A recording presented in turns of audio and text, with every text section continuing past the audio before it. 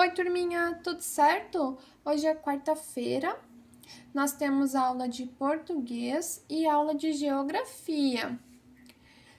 Em português, nós temos um exercício chamado tirar de letra. Nós trabalhamos nesse terceiro bimestre bastante com o gênero textual artigo de divulgação científica. E nesse exercício de hoje, então, nós vamos revisitar um desses artigos, aquele artigo que fala dos koalas. Releia o texto sobre os koalas e, em seguida, anote as informações que considerar mais importantes. Então, o primeiro passo da atividade é vocês voltarem lá na página 51 e relerem esse texto para lembrar todas as informações que vão ser pedidas para vocês sobre os koalas. Esse texto ele vai da página 51 até a página 53. Depois de terem relido, vocês vão responder os pontos que está pedindo. Onde vive? O texto traz pra gente que os koalas, eles vivem entre florestas de eucalipto. O que come? Eles comem principalmente folhas de eucalipto. E o texto traz uma curiosidade bem interessante, fala que os filhotes, quando estão nesse processo de passar, de se alimentar, né, sair do período da amamentação da mãe para o período de se alimentar também com o eucalipto, eles acabam inserindo na dieta o que mesmo? O cocô, né? Eles precisam fazer esse processo para que o organismo deles se adeque para conseguir depois processar a folha de eucalipto. Tamanho do koala. Um koala adulto, o tamanho dele varia entre 60 até 85 centímetros, tá bem? Vocês vão perceber que ali no texto algumas informações não estão disponíveis. Então, aconselho vocês, quando não encontrar uma informação, dá uma pesquisadinha ou em enciclopédias físicas ou no próprio Google, né, em uma ferramenta de pesquisa. Eu encontrei que o tamanho do koala adulto vai entre 60 até 85 centímetros. Hábitos. Aqui vocês vão anotar alguns hábitos que tem lá no texto que vocês acharem mais interessantes. Eu anotei que eles dormem bastante. Tá escrito, né, que eles são preguiçosos, mas que na verdade eles precisam dormir para economizar energia. Então coloquei ali, hábitos, dormem bastante e evitam confrontos. Eles não gostam de briga, né? Quando eles precisam entrar em confronto, é algo leve, nunca é uma grande briga. Características. Eu anotei que eles são animais marsupiais. É uma característica bem interessante. É aquele tipo de animal que carrega o seu filhote em uma bolsa externa. Página 63. Como é a gestação das fêmeas? O texto traz que a gestação, dentro dessa gestação, normalmente nasce apenas um filhote, dificilmente dois, e no máximo dois, né? Mas a característica principal é que costuma nascer apenas um filhote por gestação. Curiosidades. Eu anotei ali duas. Eu anotei comem cocô, que eu achei bem curioso, e também que eles possuem poucos predadores naturais. Essa informação aqui, eu acho ela uma curiosidade, porque apesar de ser um animal que ele tem poucos predadores naturais, ele está ameaçado de extinção. O texto ele traz pra gente o motivo, porque esse bichinho ele foi alvo de muita caça no século passado. Então, a partir disso, ele acabou entrando em extinção. No exercício 3, vocês vão compor a ficha do koala. Nome, então, koala. Nome científico, Phascolarctos cinereus. Quanto tempo vive? O koala ele vive entre 10 até 14 anos. Tamanho, de 60 até 85 centímetros. O que ele come? Ele come folhas de eucalipto. Depois de adulto, aquela dieta dele de comer fezes já não existe mais. Então, eu construí a ficha a partir de um koala adulto. Ele se alimenta de folhas de eucalipto. A gestação do koala dura cerca de um mês, entre 30 até 36 dias.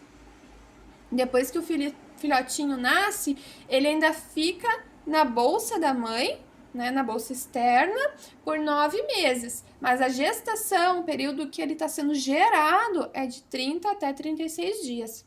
Curiosidades. Eu anotei ali 2. Poucos predadores naturais e são preguiçosos.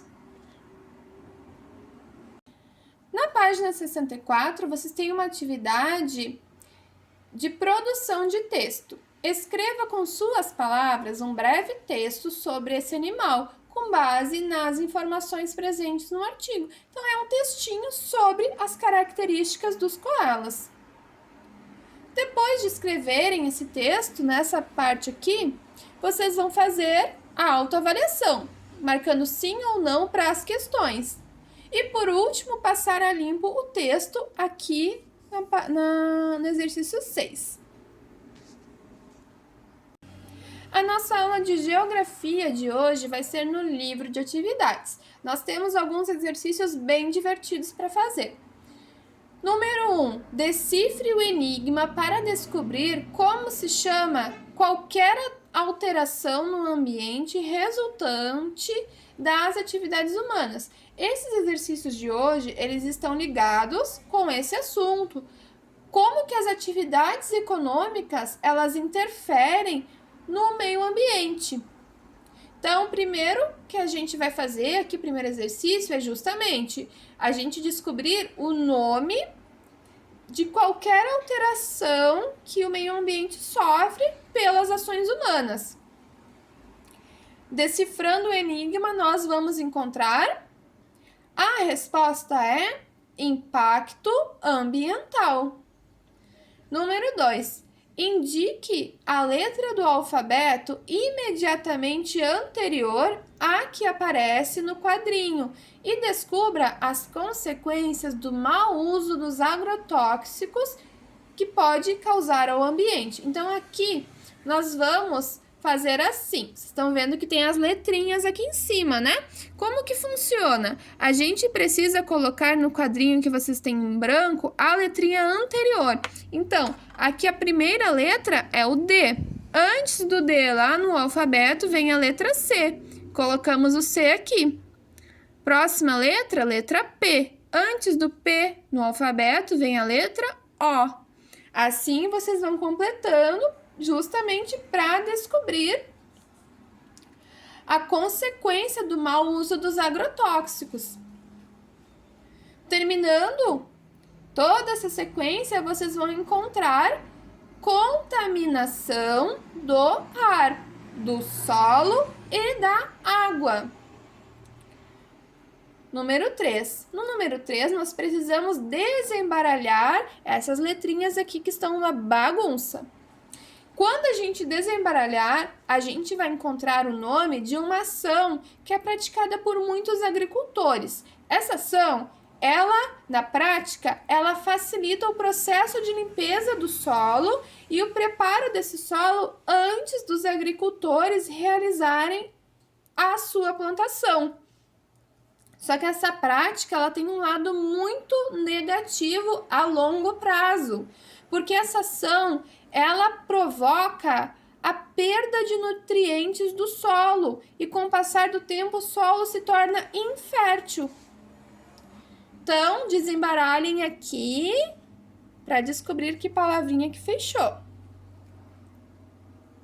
A palavrinha que fecha é queimadas. Página 68. Siga a direção correta das setas, partindo do início, e descubra o nome de um problema ambiental muito comum nas cidades. Esse problema é causado pelos poluentes que são emitidos pelas indústrias e também pelos poluentes que saem dos escapamentos dos automóveis. Vou dar uma dica para vocês, tá? Esse tipo de problema ele é um tipo de poluição, tá? Então, a gente vai partir aqui do início. Ó, início. Vai começar com P, né? Não é o X, então eu vou pra cá, ó. P. P com O, pô. Assim a gente vai seguindo o caminho. Vocês vão perceber que não vai formar a palavra em uma linha ou em uma coluna, como nós estamos acostumados no caça-palavras. A gente tem que ir seguindo a direção das setas, de modo que forme o nome desse problema ambiental. Então, poluição. Agora volta para cá, ó. Atmosférica. O nome desse problema ambiental é poluição atmosférica. Daí vocês vão escrever aqui, poluição atmosférica.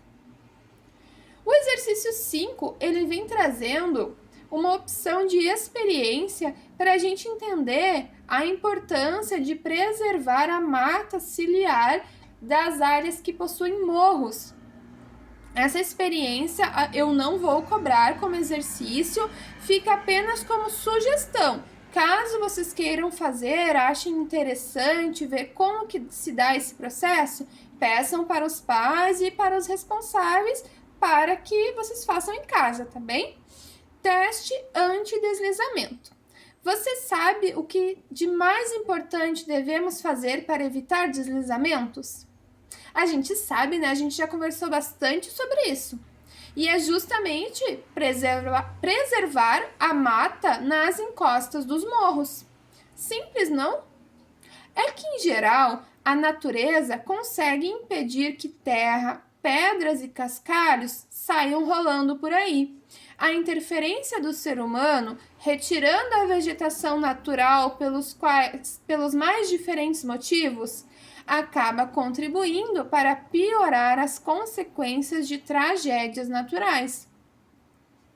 Que tal entender como funciona essa barreira natural, criando uma caixa de erosão e fazendo um teste anti-deslizamento? Então, vocês têm a opção, a possibilidade de criar uma espécie de maquete. Justamente, vão criar uma caixa de erosão e para perceber a importância da mata ciliar, como que ela contribui para que não ocorram deslizamentos de terra.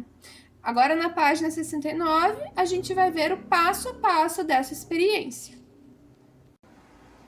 Você vai precisar de uma caixa retangular, que pode ser de madeira ou de papelão, um saco plástico, um pote plástico, desses de sorvete de 2 litros, bem comuns mesmo, pedrinhas, terra, alpiste, água e regador ou um copo.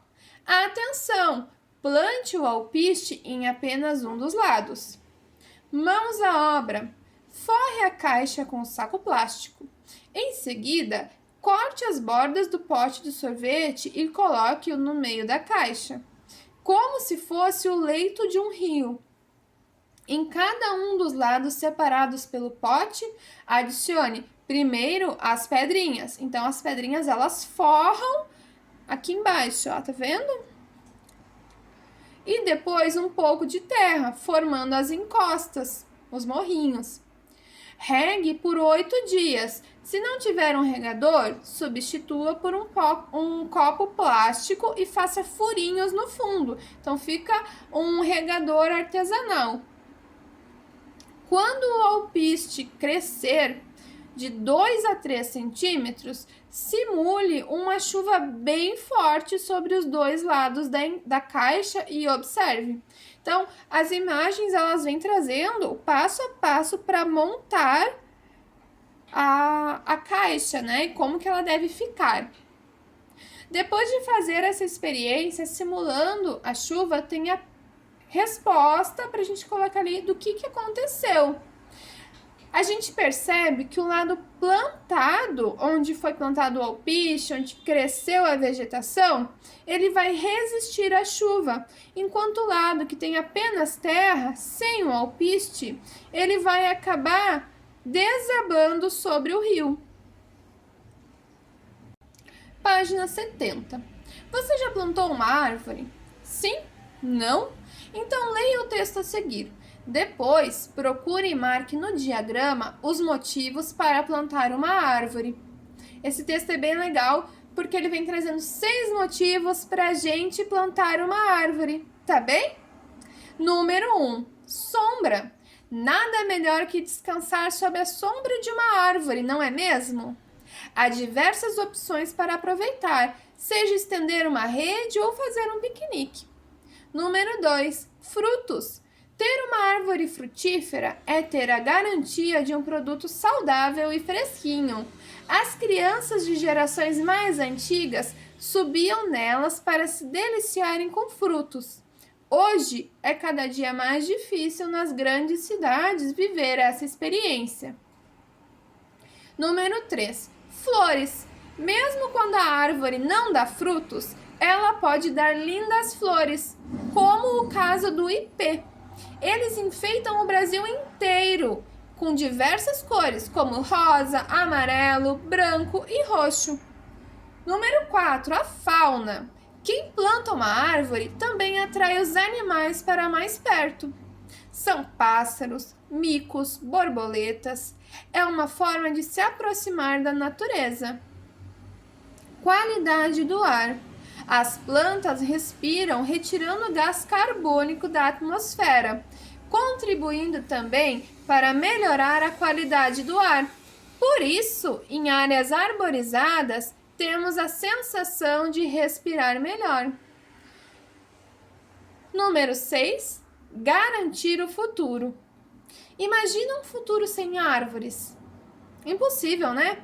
Plantar uma árvore hoje garante que as próximas gerações sobrevivam. E você, já plantou uma árvore? Então, esses são 6 motivos para a gente pensar na importância de se plantar árvores. Depois de ler o texto, vocês vão fazer o caça-palavras do diagrama. Vão encontrar a palavrinha aqui, ó, flores, fauna, sombra, garantir o futuro e qualidade do ar. Qualquer dúvida sobre o conteúdo de hoje, podem me chamar. Um beijão!